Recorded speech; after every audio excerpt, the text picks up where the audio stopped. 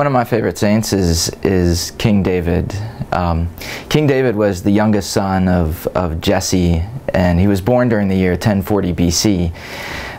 One of the reasons that I identify with him is that he was young, he was full of energy, but he was also kind of a fierce warrior and loved music. He was a shepherd, and he was tending to his sheep whenever Samuel the prophet discovered him.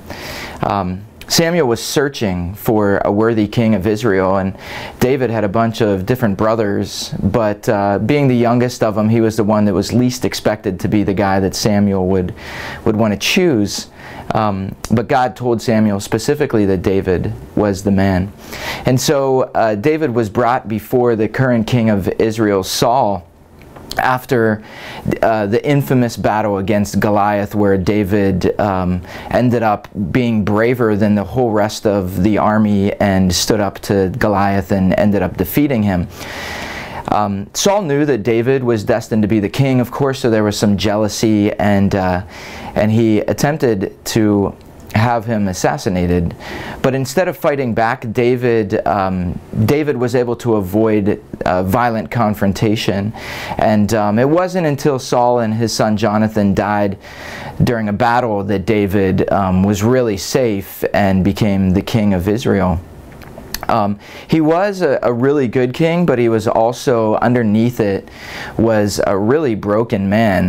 Most of us are pretty familiar with the story of David seeing Bathsheba and kind of having a lustful heart for her, to the point that he actually sent her husband into battle on the front lines, and knowing that he would die so that he could have Bathsheba to himself.